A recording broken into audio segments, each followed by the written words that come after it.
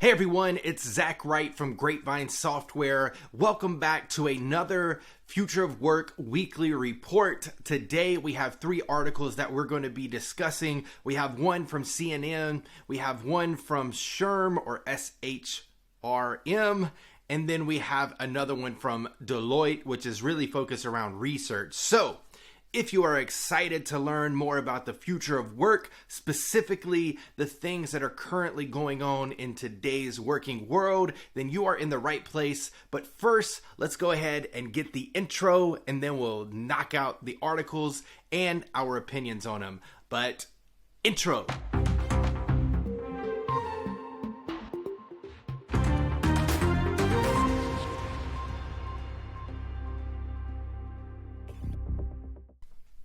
All right, Untangled Viners, welcome back to another The Future of Work weekly report. I'm excited to discuss the topics that we were able to find this week. And today we're going to be starting with CNN Business. The article is titled, "Some Employees Are Struggling with the Return to Office." Now, I know that you might be asking yourself, wait, Zach, aren't you building a software that is specifically for remote and hybrid? Why would you want to add more headlines around the return to office? Well, if we think about it, return to office includes the hybrid scheme or the hybrid structure, right? It doesn't always include that, but in a lot of cases, it does. So one of the things that they talk about in this article, and I'll go through the 5 bullet points or takeaways in a moment, but one of the key things is whenever it comes to people returning to the office, they have to relearn the etiquette of how to operate in the office. And so now that could be somebody who is a lifelong corporate employee, but it can especially be for Gen Zers. And so I just wanted to set the scene there before we dive into the bullet points of why we would even touch this topic. But it is important because hybrid workers come into the office, but then they also work at home. So whenever they do go into the office, some of this is going to be important. And sometimes even on Zooms or other video conferencing tools. So here we go. The first bullet point is post-pandemic workplace transition. As COVID-19 risk ease, companies face the challenge of managing employee discontent regarding returning to the office. However, a new issue emerges. Employees have forgotten office etiquette or lack experience in professional settings due to remote work. I don't know if it's due to remote work. It might just be due to leadership, but we'll talk about that a little bit later. The second bullet point is surge in demand for workplace etiquette training. So with more than 60% of employees or companies planning to implement etiquette courses, the demand for workplace etiquette training has surged over the past 2 years. Companies recognize the need to address behavior brought from home or lacking professional experience. I want to give one call out on this specific bullet point. It says the demand for workplace etiquette training has surged over the past 2 years. What this tells me, if we read between the lines, is one, that the workplace in the office, they do not have specific people in the company to understand workplace etiquette. And that's why they have to bring in a consulting firm or a firm that focuses on workplace etiquette, right? So that to me is an underlining theme that is not good for the working world. It honestly, to me, tells me that we have not taken the time to focus on clearly identifying what is acceptable in the workplace, right? Now, some people might come back to me and say, well, Zach, it's probably changed because of the pandemic and now they're updating it. But that's not necessarily the case, because what we'll see, I think later on, if not, I'll try to bring it back up. But I think even before the pandemic, this was a situation. And so what we're looking at is the thing that I keep talking about with remote work. And the reason that I love remote work is because you can't just get by anymore. And we're seeing that exact proof right here. that before we could get away with certain things and not really address them, but now that they're gone away and we need to correct them, leaders don't have the right tools or resources to be able to do that on their own, so they hire a consultancy to come in there. And then my question would be, is that consultancy a plug and play approach, or is it different for each culture? Because you should know that every culture is different. Every culture or workplace requires different things, right? So I just wanted to make that call out there, because they didn't mention that in the article, but to me, the underlining theme is that we don't have the right tools or resources or knowledge to better understand what is happening or what needs to take place in the form of workplace etiquette in the office or even remotely. But what we've seen whenever I talk to some of these experts with adapting to remote work is they are all about clear communication charters, clear remote work policies. So you can't just get by. You have to put these things in place. And we're starting from scratch with this and making it a priority, meaning that we won't have to circle back to this 100 years later after traditional work gets disrupted, right? Okay, the next bullet point is hybrid work era adaptation. So the rise in workplace etiquette training reflects companies' efforts to adapt to the hybrid work era, aiming for both productivity and employee satisfaction. So my question whenever reading this was, how does workplace etiquette really correlate with productivity and employee satisfaction? Because whenever I think about etiquette, I'm thinking of workplace attire. But there is a video, and I'll link it, or I'll try to put it up here in the video so we can watch it together, where they interview the workplace etiquette firm or the head of the firm, and they're talking about certain areas of etiquette. So the way that you dress. So don't wear sweatpants into the office. They even mention, like, on video conferencing calls, don't wear sweatpants. Or have your bottom presentable. Like, we've seen those Zooms where it's funny, but the person is wearing boxers and then they stand up and they forget, or they're wearing gym shorts or whatever the case. Now, I'm a believer in work the way that you want to. Like, I'm wearing a t-shirt and a cardigan. If I took the t-shirt off, I'd still feel comfortable. I'm wearing sweatpants. That's okay, right? It doesn't matter, in my opinion. The thing that matters the most is, are you presentable in a sense of, like, you're there, and are you not rude? Are you respectful to your colleagues? So the other etiquette parts of in the office specifically was talking loud on the phone, right? And they talk about how that can be distracting. But in an office, let's think about a call center. That's kind of difficult to maintain, right? Like, people are going to be talking, and whether or not one person is loud, the accumulation of all the people in one of the areas working is going to be distracting no matter what, which goes to break the myth that remote work or remote working has more distractions than the office. It's not true.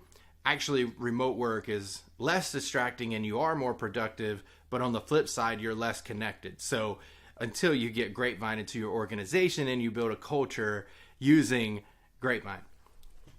Okay, so that's that. The hybrid work era adaptation is basically they are putting these things in place to hopefully have better productivity and employee satisfaction, right? So if we can work on the etiquette in the office, out of the office, we're going to hopefully see better employee satisfaction. Still not fully sold on that, but we'll keep going. The importance of soft skills. So workplace etiquette is crucial for career success, particularly for Gen Z employees entering their first jobs. So lack of practice due to disruption from the pandemic underscores the necessity for such training. And then I'll go to this next one too. Diverse training methods. Workplace etiquette tips are disseminated through various channels, including in-person training, social media content like TikTok, videos, and even college courses. This reflects the importance of adapting training methods to reach diverse audiences effectively. So I put these together because soft skills and diverse training. So let's break down the first one. They're saying that lack of practice due to disruptions from the pandemic underscores the necessity of such training. I think that what we have to understand that it's not in office or remote or flexibility that is the underlining theme here. The underlining theme is clearly identifying what you expect of your employees. That's the overarching theme here, but they're grouping it in some employees are struggling with the return to office. It's not that they're necessarily struggling with the return to office. They're struggling with how to interact in the office, what to wear, how to avoid being distracting to other people, right? So this really, the article didn't have anything to do with specifically I guess it kind of does with helping people understand the etiquette of working in an office versus working at home. But in my opinion, that's where your mission, your vision, your purpose of the company, and your core values come into play. So if you're an organization and you don't clearly have an understanding of your mission, vision, and purpose, and then you attach those to core values and you create a strategy around that, and then you provide an operational system or tool to ensure that that behavior or those behaviors are being rewarded and recognized. And if they go against those behaviors or core values, then they're getting the consequence of that. If you are not doing that as an organization, then it doesn't matter if you have these etiquette classes or not, because you're not attaching it to a purpose. And if you don't attach something to a purpose, it might work for a month or a 2 or maybe even an entire quarter, but then over time, people are going to be forgetful of it. Instead, I say, incorporate this into those other core areas. So whenever it comes to core values, whenever it comes to the mission or the vision, what types of behaviors do we want to see?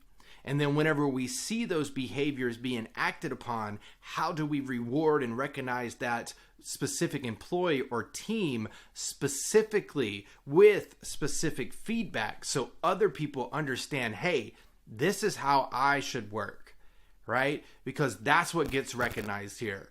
And then whenever employees see that, you're going to see more productive and engaged employees because now they have a clearer understanding of what is a must-have here, or how do we work at this company, whether you're in office, flexible, or 100% remote. It doesn't matter at that point because it's based off of a strong foundation, right? So those were the top 5 trend highlighted in the CNN business article. So again, that title was "Some Employees Are Struggling with the Return to Office." And they talk about post-pandemic workplace transitions, surge in demand for workplace etiquette training, hybrid work era adaptations, importance of soft skills, diverse training methods. So now I'm going to go ahead and go to article number 2. We're going to try to breeze through these. This one I do think some of the material was a little outdated because it mentioned like George Floyd's death. And so that obviously happened before 2024. And so I thought that some of them were a little bit outdated. But I still wanted to touch on 4 of the highlights that I heard in this article or read in this article. So this article is from SHRM, or it's human resources management or something like that. I always get the acronym wrong. The article is titled, "What Will the Workplace Look Like in 2025?" That's why I wanted to do this one, is to kind of give you an idea of how other people, especially a large organization like SHRM, is looking at the future of work. And so we're going to go ahead and start with number one. I'm going to break it down, and then we'll continue through the other bullet points. So the first one is remote work as the new norm, right? Obviously, that's what we believe. And one of the call outs that I want to say about this is whenever we're talking about remote work is no longer interchangeable with work from home. Is it grouped underneath remote work? Yes. But is it the only way to work remotely? No.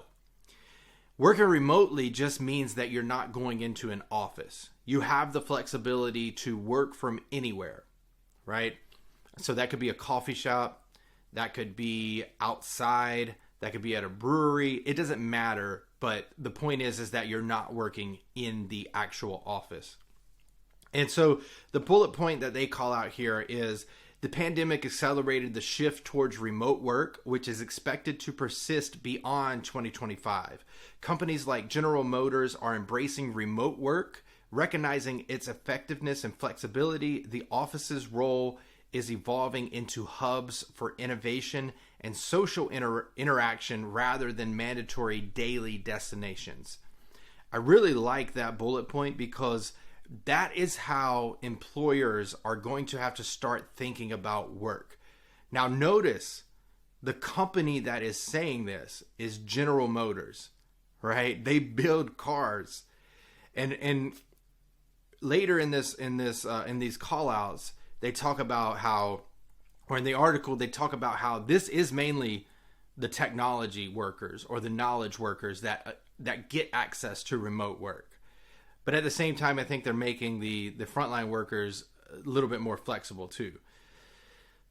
But what they say is recognizing its effectiveness and flexibility, and then they call out what they're going to start using the office for, which is hubs for innovation and social interaction rather than mandatory daily destinations, right? And that's going to help with satisfaction, and that's actually going to create higher creativity and innovation as a result.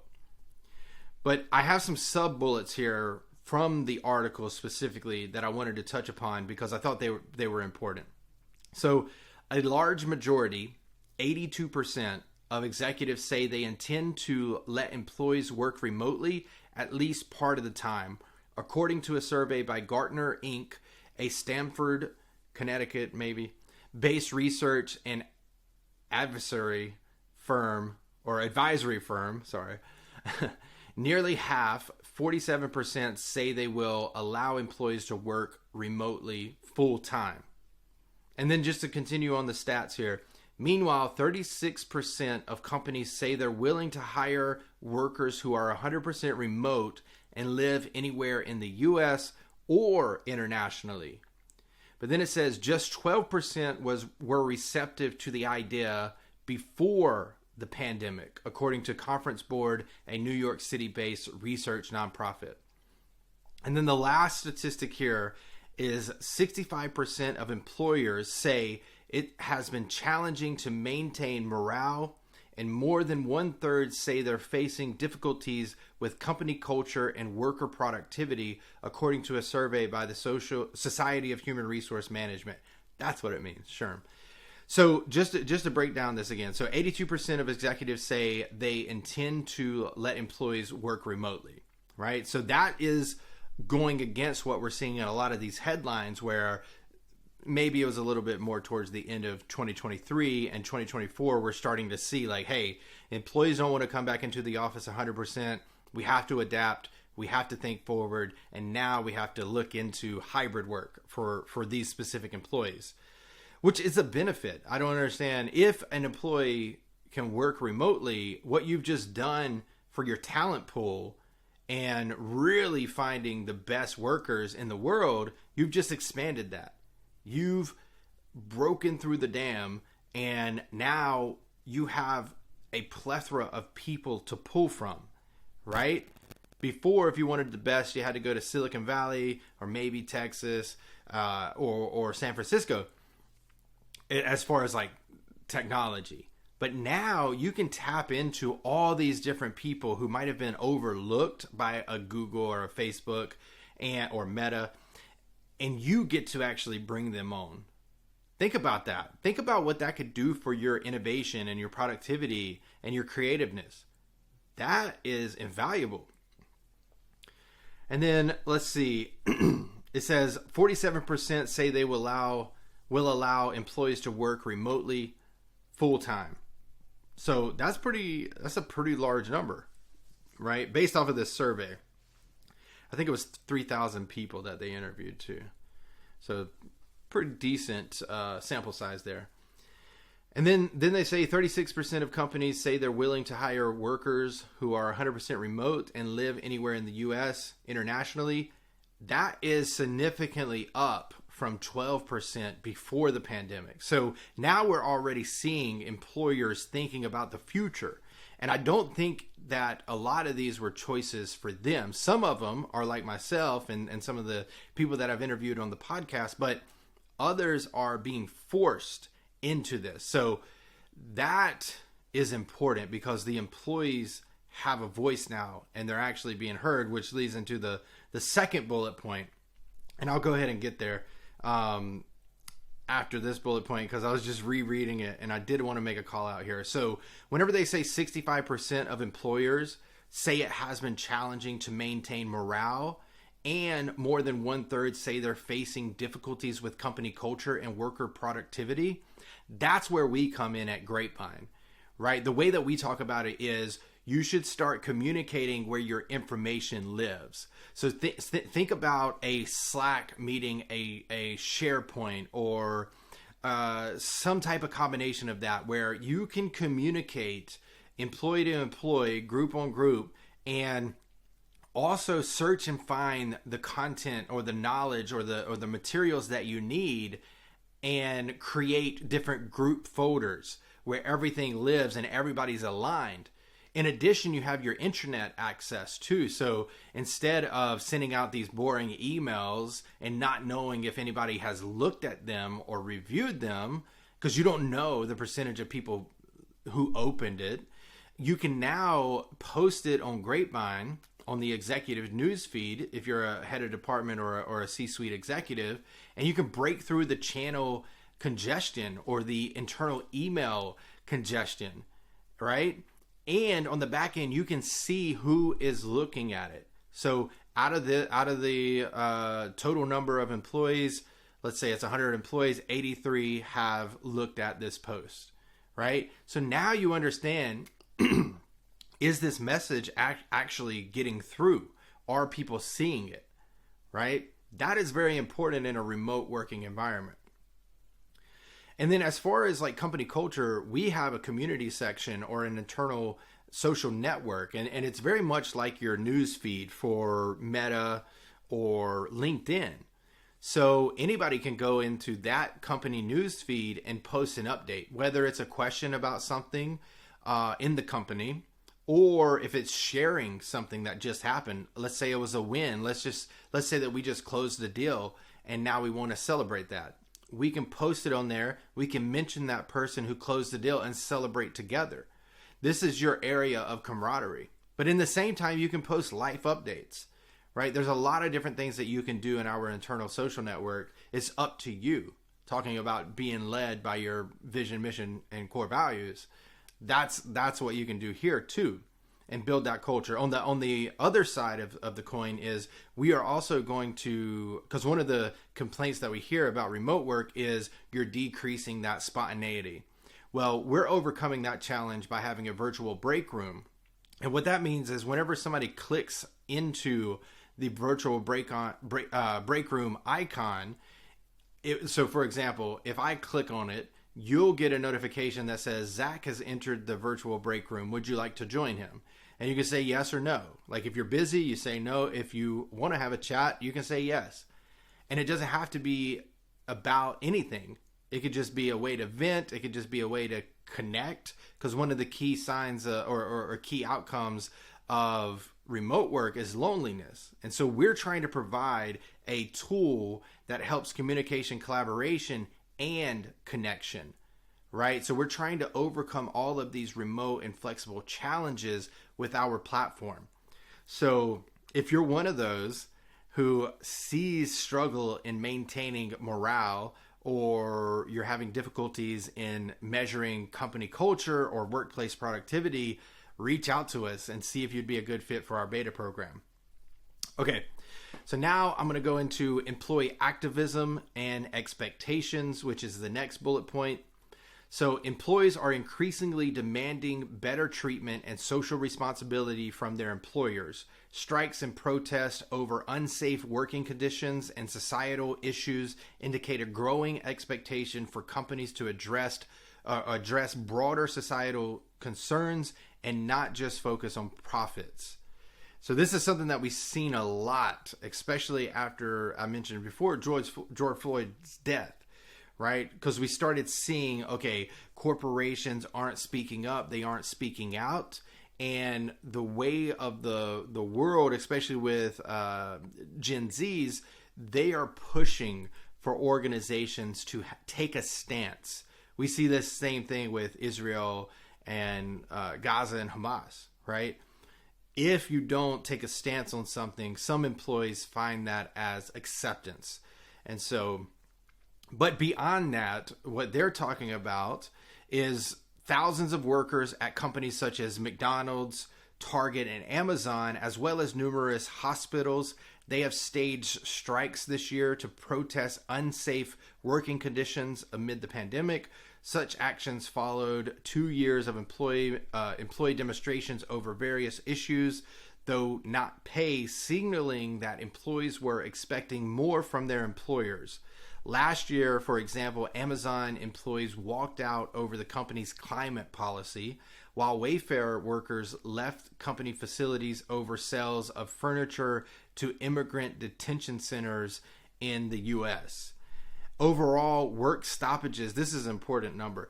Overall work stoppages numbered 25 last year. I think they're talking about 2023.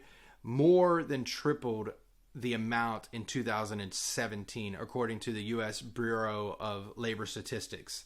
So people are looking. So this is from TJ Vitolo. It's a quote from the article. People are looking for alternative ways to communicate. And he talks about virtual reality being a good fit. It allows a level of interaction that goes beyond voice and video. It's much more personal. So we have an idea for how Grapevine can enter the virtual reality or augmented reality platforms. But right now, before we jump so far ahead and go straight to virtual reality, I think that we have to define what does it mean to be a remote worker? What does it mean to be a hybrid worker? And then what does it mean to be a flexible company? And to us, the key, we look at Grapevine as the nucleus to all that, because this is going to be your virtual office platform or your virtual headquarters where everybody can stay up to date on everything happening in the organization, right? And if we think about this, if there were another pandemic to strike, obviously we're not wishing that on anybody, but a lot of companies were not prepared for it. They had to shut down, they had to stop working. With Grapevine, it gives you an option if you're allowed to work virtually or remotely, right? So in some cases, it's not going to help everybody, but if you're a remote and hybrid organization and you don't have a centralized hub for everybody to know that this is where communication happens, this is where collaboration happens, and then this is where we connect as an organization, anything that is disruptive in the market is going to disrupt you specifically. So if you don't have a centralized hub for everyone in the organization to communicate, collaborate, and connect, again, reach out to us. But those are key call outs, right? Like we see that the work stoppages numbered 25 in 2023, more than tripling 2017. To me, that tells me that employees are stepping up and they're speaking. And if you are an employer and you're not treating your employees correctly, or you're not trying to provide them a better experience, then they are going to leave to go to a company that is providing them a better experience.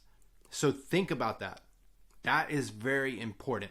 And if you're one of these CEOs who sits at the top with their feet on the desk and it's my way or the highway, you're going to learn quickly that employees are more important, right? It's like an artist with fans. If they don't have fans, they're an artist that nobody cares about anymore. And that could be your company. So think about that. Okay, we touched on this a little bit, but the next bullet point is environmental consciousness. The pandemic highlighted the interconnectedness between health, climate change, and business. Companies are expected to reevaluate their environmental impact with the rise of chief sustainability officers and a greater emphasis on sustainable practices integrated into business strategies.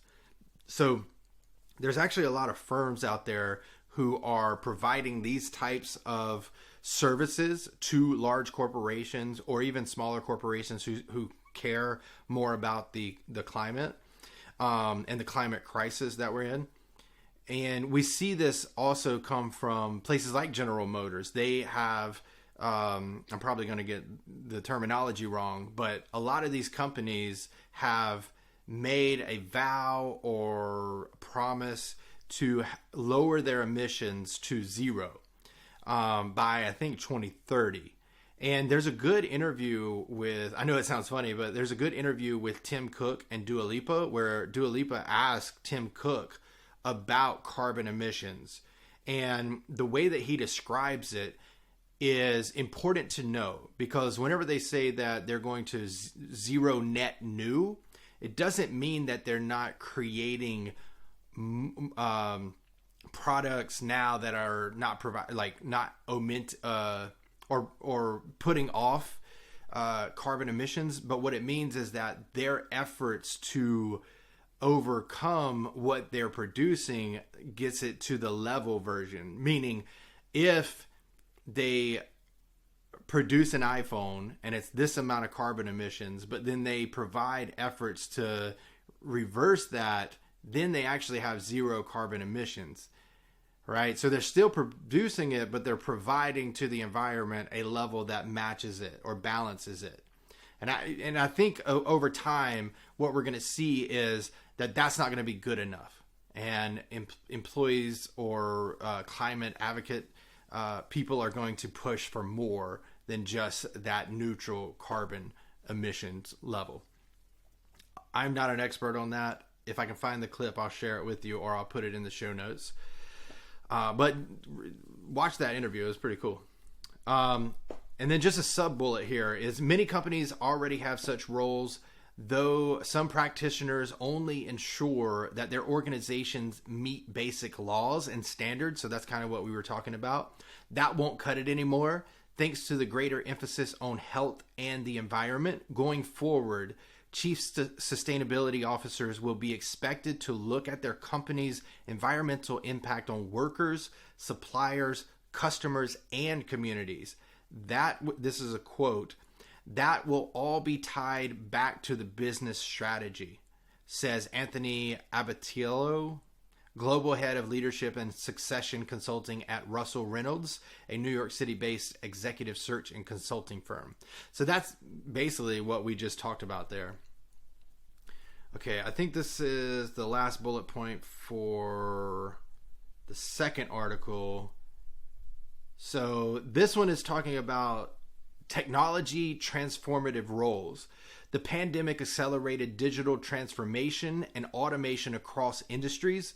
Virtual and augmented reality, automation, and AI are becoming more prevalent, reshaping how companies operate and interact. Reskilling employees to adapt to technological changes will be crucial for navigating the evolving job landscape. And then I added in here some of the numbers, because last week we talked a little bit about reskilling and embracing technological changings instead of or evolutions instead of resisting it. And so I wanted to put some numbers to that. So the McKinsey study found that 85% of companies accelerated the digitization of their businesses, while 67% sped up their use of automation and artificial intelligence. Nearly 70% of executives say they plan to hire more people for automation roles, while 45% expect to increase hiring for positions involving digital learning and agile working. So again, that's in alignment with what we talked about last week. But what we're seeing here is we actually have the numbers now. So 85% of companies accelerated digitization of their business. To me, that correlates to more people are working remotely, and they realize that they need a foundation or a place to call home. And for us, that's going to be Grapevine, one central hub where communication and information live together. Then they say 67% sped up their automation and artificial intelligence. Nearly 70% executives plan to hire more of the people who can do those roles, right? And so that goes to last week too, where we were talking about it's not that AI is going to take our positions. What's going to happen is the employee over here who sees technology as a threat and as something that they resist is going to fall victim to AI possibly taking their job, versus this employee who embraces technological advances or advancements, and then they learn to use it in conjunction with their responsibilities of their position. Those are the people who are going to get promoted, who are going to get to the high levels of employment, right? And so, and one of the other underlining themes or things that they talked about last week too was you have to have a continuous learning mindset, right? And so if you do all those things over here, you embrace technology, you continuously learn, and then you use it to become better at your position, you're going to be fine, right? So that's just what they're calling out here. Another sub bullet here. One area that's expected to grow enormously is companies' use of virtual and augmented reality as fewer employees work at the same location. Companies are already using these technologies for training, telemedicine, and team building events. Now, that is true, but again, the reason that we started building Grapevine is because we didn't see a tool out there that was, one, focused on communication, collaboration, connection, employee experience, let's put it in that category, as well as actually working or the operations side of it. So that's what we're bringing together. And so that's going to make it easier for companies to bring in that side of it. Now, again, we do have a virtual and augmented reality vision of Grapevine, but we got to get through the first set of customers first before we can go into that route. But we're ready for whenever it happens, and you should be too, or you should be learning about it at least. The last sub bullet point here is the increased use of technology will eliminate jobs. That means companies will need to reskill employees to prepare them for new tasks and responsibilities. Again, I've given my example where technology, it might eliminate certain jobs, but at the same time, if you are growing and adapting and you're learning more, then you're going to be okay. So with that, we'll go to the next article. I think that we can run through this one fairly quickly, but I will link the article in the show notes so you can make sure that you read it for yourself. It's pretty lengthy, so if you don't, I completely understand. So this one is from Deloitte Insights. The topic or the article is titled "Thriving Beyond Boundaries: Human Performance in a Boundaryless World." I think they just mean like working remotely or having no office to be the central location anymore. So here are the top 5 trends. All right. So the first bullet point is evolving work dynamics. The article highlights the changing nature of work in the workplace, if emphasizing the dissolution of traditional boundaries such as job definitions and physical workspaces.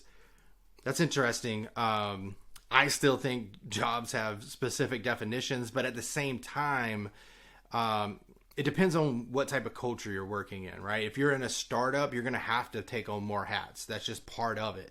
If you're in a corporation that's pretty large, you are probably still going to have a job definition, but that doesn't mean that it can't evolve over time. But I think that that's been the way that it has been for the longest time. So then we have technological disruptions. I'm going to skip that. The video is already long enough, and we've already talked about that. And it's basically virtual augmentation, it's virtual reality mixed with AI is what they're talking about. Prioritizing human factors. A central theme is the importance of prioritizing human factors amidst these disruptions. It suggests that focusing on human sustainability can drive both better human and business outcomes. This is exactly what we're talking about. If a company can find a way to balance the human worker and tie them to business outcomes, and then you give them the ability to be flexible, they're going to be more satisfied. They're going to have more autonomy. And then they're going to be able to work the way that best suits them. And as a company, you reap the benefits by being able to do that. Now, I always go back to, as a leader of a company, whether you're a founder, CEO, or just the head of a department, you need to be able to set the strategy and the direction for which your employees are going down. And that is like the most management stuff that you'll do in terms of telling them what to do. It's you understanding what is the overarching theme of the strategy for this year, for the next 3 years, for the next 5, 10 years, whatever the case is. But you understand that. Now you have to transform that strategy, connect it to your mission and vision, and then tie it into your KPIs or your OKRs or your SMART goals for your employees. That gives them direction. And whenever an employee has direction, they can then have autonomy and accountability and ownership because they know what is expected of them. Now, you as a leader also have to put in operational cadences, which are things like consistent one-on-ones, consistent performance reviews, consistent team meetings, consistently reverberating the vision or the strategy so they clearly understand what it is that they have to do. And they understand that it is still relevant to their position. Because what a lot of companies will do is they'll create the strategy. They'll roll it out into a company all hands meeting. And then that's where it stops, right? Instead, attach your strategy to quarterly OKRs or yearly KPIs or a combination of both. And then track that performance. Right? You're not micromanaging. You're tracking to see if that employee is following through on their goals. And if they are, then they're doing good. If they're not, then you help coach them and explain to them what you expected versus what you get, but do it in a humanistic way, right? So that is something that I'm very passionate about, is setting the direction so your employees understand what it is that they need to do, and then use that to coach and guide them to get them to reach that goal, but also become a better employee that could ultimately get promoted, right? There was an article that we read, I think on the first Future of Work weekly report, where it was saying remote workers are less likely to get promotions.